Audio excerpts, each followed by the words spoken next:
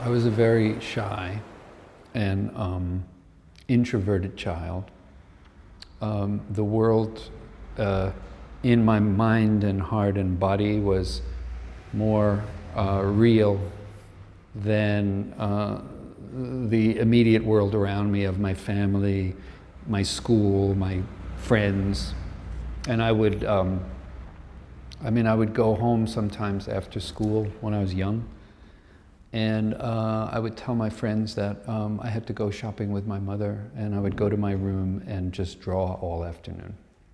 You know, and I would always, that was my nature. It still is really today, because the main place I make my art is my study, where I have all my books, my library, and I have tables that I could draw on, and I have my notebooks that I could write. I keep a constant dialogue with myself since I've been probably, I don't know, maybe 12 years old. And that's, for me, that's the center of my work. When did you find out that images play an important role in your life? When I fell into a lake when I was 6 years old. And I fell to the bottom, and I saw probably the most beautiful world I've ever seen. And it was colorful, and there was light, and these plants were moving. I mean, I see it regularly. I see it constantly, almost in my mind and my mind's eye. It was a kind of paradise, and so I just felt that was the real world. You know, it was just I was very lucky because I didn't die. My uncle saved me, but what happened was I was shown just by this accident that there's more than just the surface of life, you know, that the real thing is under the surface. Actually, you know, I forgot about that experience as I got older. I mean, I was only 6 years old. So 6 years old, there's already a huge amount of things in your life. And each month, practically, you're getting more information, more knowledge about what's around you. And so it's huge input of data, you know, biological, emotional, spiritual data. So that really, I almost forgot about it. And then I was doing an interview one day, not unlike this one. And that was probably, I want to say when I was, I'd say I would have been in my 30s, early 30s. And this interviewer was asking me about my childhood, and I told him that story of the water. And then he said to me, he said, maybe that's why you use water in your work. Of course, you know, I didn't even think about that.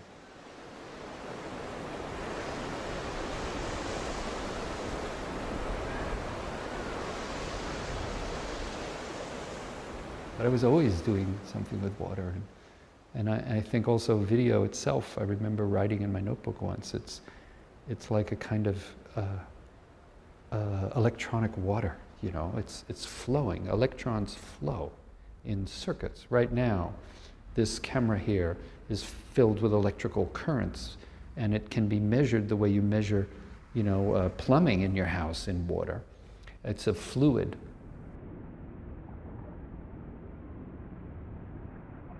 And of course, then the brain and your body becomes also connected with electricity. We're speaking now, and I'm gesturing with my hands because the electric waves that are in my body, coming from the pumping of my heart and stuff, are allowing me to move them, you know, because it's all flowing. Electrons flow, they're fluid, and they actually move, and they, you know, and the synapses in our brain are firing.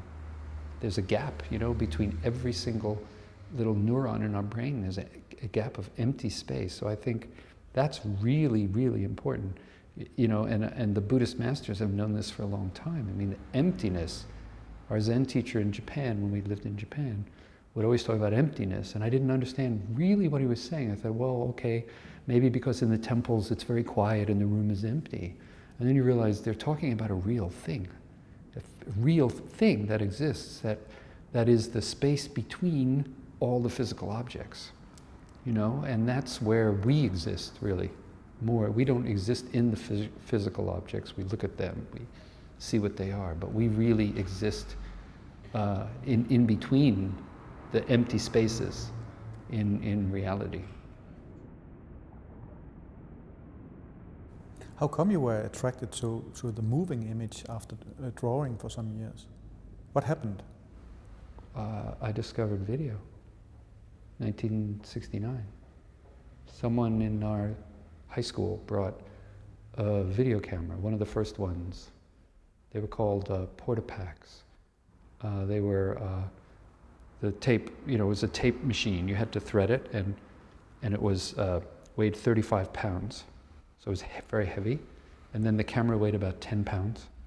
And you put it on your shoulder, and you walked around with this thing looking through this little, very primitive eyepiece. And I took one look into that. I went to a workshop in my university, finally. But this was actually high school first when they showed us this camera. And I'd never seen this before. And he came and set it up. This man came into our classroom, set it up. I looked at it, and he pushed this button, and this plastic box, all of a sudden, light appeared, you know? And it was this blue light. It wasn't just white, it was blue. And I looked at that, and I thought, oh, you know, that was what I remembered from the water. That was the water coming back to me in the form of electrons in a physical object. And it was really profound. I mean, it was very moving. I felt like I almost got nervous. I remember shaking almost after they turned it off. And then that was the end of my high school year. So we had the summer vacation, and then I went to university, Syracuse. The first thing I did when I got there was I looked in the list of extra things you could do on the campus, and one of the things was video workshop, and I went right there. What was the first actually video work that you did? Well, there were two steps to that. One was I was very friendly with this girl I knew, and we both kind of took this video class. I met her in the class, and then she was really into horses. And since we were in Syracuse, New York, it's not a big city like Manhattan, so you can very quickly go out to the countryside. And so we went out to the countryside with this camera and started shooting horses in just natural things, but kind of zooming in a little bit and making it a little more abstract. And then I forget the name of this group. There were these really, really incredible stallions that were touring from Germany somewhere, Lippizan stallions, I think, and they did this whole thing in a kind of arena. And so we went there with the camera and we shot that. So we had horses just out in nature, and then these horses in a kind of show, as a kind of a comparison. And that was really the first piece that I made.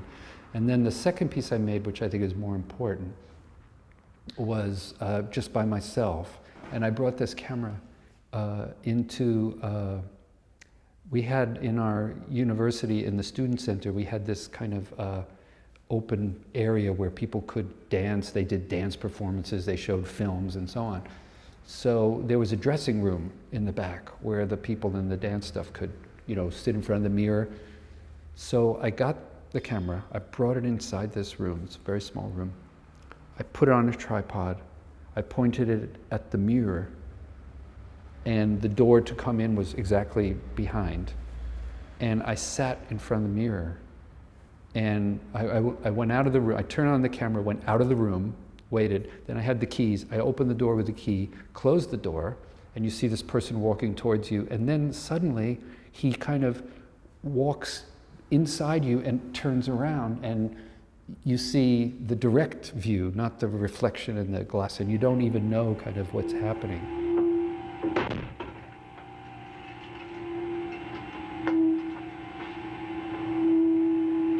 It was called Tape I. An I, not just a Roman number I, but tape I like myself. It was a kind of a piece about going inside myself. And then the whole point of it was to hold back a scream as long as possible before you release it, which ended up in this piece being 10 minutes. And then when the scream was, it was really, you know, it's like you're holding it, and just like this massive sound. And then I stood up, put my finger on the tape, because again, this was the older machines, you could actually see the tape going, and I just pushed it until it stopped, and then the image just...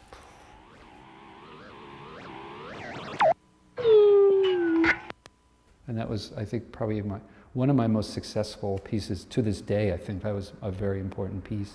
And it just immediately set the stage for me for working with this idea of self-knowledge in terms of the ancient world, but also in terms of ourselves, and this idea of reflection, and which is also found in water, obviously. So it was a very seminal work to make. It's not been shown that much, actually, that piece.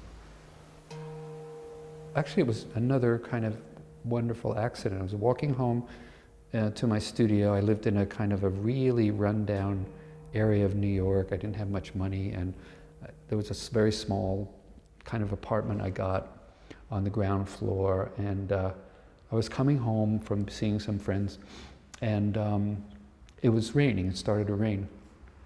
So I was trying to get home before I could get too wet, and the raindrops came and they landed on my glasses, because I wore glasses since I was young. And what happened was each raindrop, it was hard to see, so I took my glasses off, okay?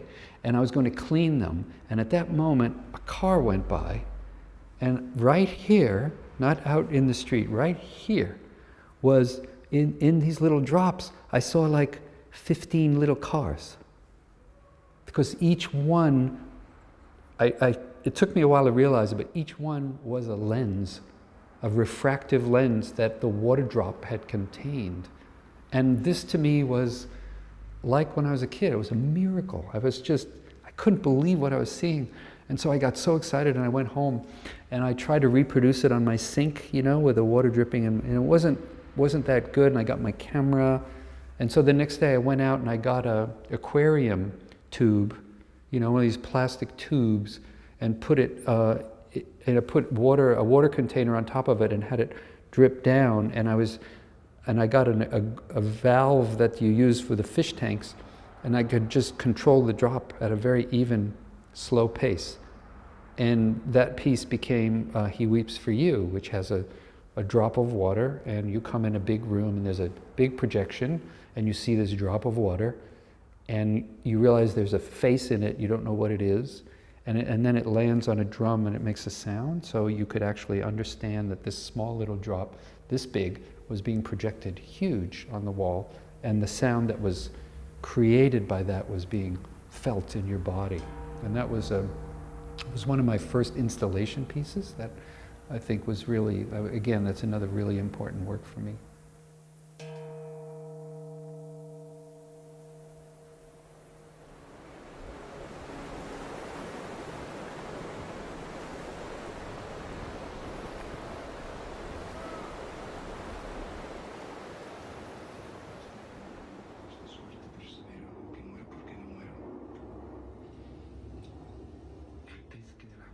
One of the most magical, unconscious things, and it was actually one of the times when I really understood what I needed myself, not something some professor told me when I was in school or something I read in a book. And it was when I made the piece Room for St. John of the Cross. Since I was in university, I was reading Islamic mystics, Christian mystics, Buddhist mystics, in all these traditions. So that was really my guide. And I never told any of my friends really about it.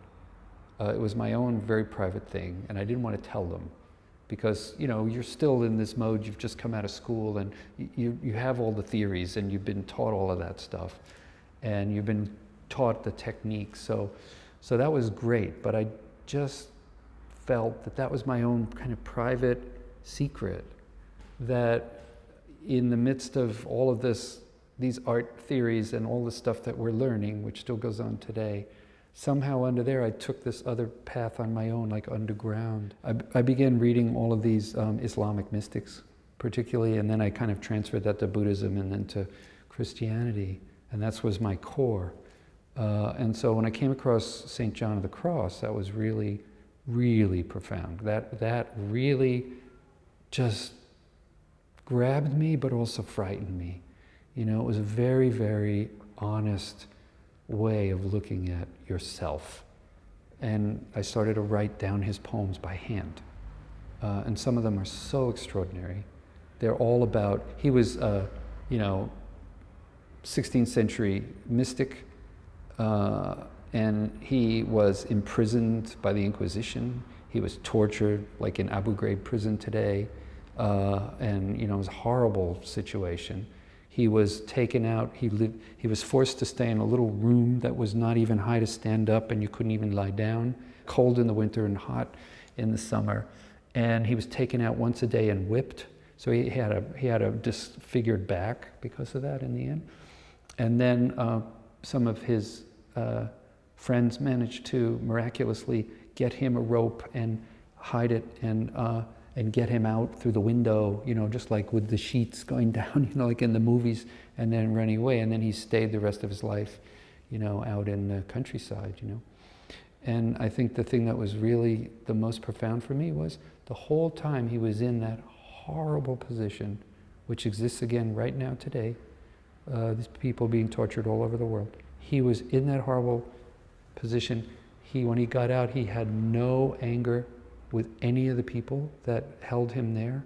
And he had a friend was a guard. He made friends with one of the guards, and he gave him some paper so he could write down these poems that he was making in his mind. And we still have those poems. There are books, and that's what I read. I found a poem of St. John of the Cross. I didn't really know him very well. I opened up the first page, and I was like in tears immediately about this story of this guy. And so it was really a big turning point for me, because when the work was finished, I decided to call the work Room for St. John of the Cross. All my other pieces had been, well, He Weeps for You, I suppose, has a little bit of a connection with that kind of world, the spiritual world. But for the most part, my works were all titled in, very, normal ways that one would title artworks. And, they're a little unusual, maybe slightly poetic, but this thing, when I reached it, I reached a crossroads in my life. And I remember sitting on my desk, and it was the day before I had to have the piece ready, and all I had to do was come up with a title, and I had like 50 titles on this paper. I just kept writing everything. And I don't know what happened. Maybe I got really tired, but I was there writing. I remember it was late at night, and I just was, and I had all these names, and finally a voice back here said, why don't you just call it what it is? Room for St. John of the Cross. And I wrote that down and sent off the letter to the guys who were gonna, do the show. And man, some of the critics just went crazy, because here I was like a contemporary artist, and I'm making a piece about a Catholic saint, in the Middle Ages. And oh man. And you know what I realized in the end? I've realized that was the moment when I took my stand. I just said, I'm going to say what this really is, what it really means for me. Because you're very shy when you get out of art school, and there's a lot of big figures, you have these big mountain ranges, all these great artists around you, how can I go there? So you kind of really have to guard yourself a little bit, and how you can find your way through and everything. And so I just said this thing. I felt liberated. I wasn't afraid anymore that someone would, tell me, no, you can't do that, that's terrible, And then I never looked back at that point. It was a huge change in my life. It's really huge.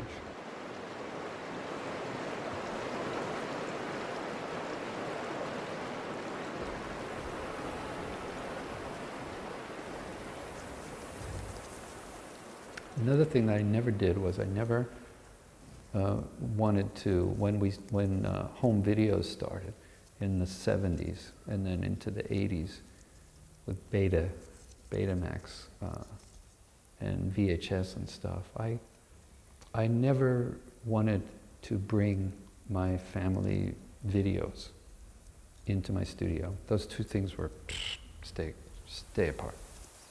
So what happened was, my mother died. And this was totally unexpected. And it was, she passed away in 1981. And she was 3 months in a coma, and then she just died. And I was with her, holding her hand, when she just left her body. And my brother was on the other side of the bed. My father had been in the room until late that night, and then he just went home, and we said, well, we'll stay with Mom. And then we didn't know she was going to die, and then she died. We were both holding her hands, and it was like a most extraordinary thing I've ever seen in my life at any moment, ever. It was just profoundly beautiful, profoundly sad, and mysterious beyond belief. I mean, you couldn't believe what you were seeing. I mean, how is this possible? This person who's breathing, living, talking like we are right now, and then they become just nothing, you know. What was on the bed when we looked back, my brother and I, because he was looking up in the air. I thought that was interesting. He's a pretty straight guy. I was the one who should be looking up in the air, but I don't know what I was looking at. And then I looked down, and whatever was on the bed was not my mother. It was just some, you know, it was like a bunch of laundry or something. Or stone. It was nothing. And it was just really amazing. It was so profound. And that was probably one of the greatest teachings I ever had about about this medium, because these machines we have right now that we're recording this thing on, they are keepers of the souls. They capture souls. They hold souls. And you're going to be able to play this thing back if you want. If you take care of it technically, you're going to be able to play this thing back 5, 10, 20, 50, 100 years from now.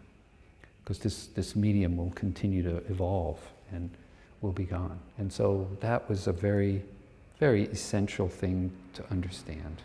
A very essential thing to understand about this medium. This medium has a life, and it holds lives.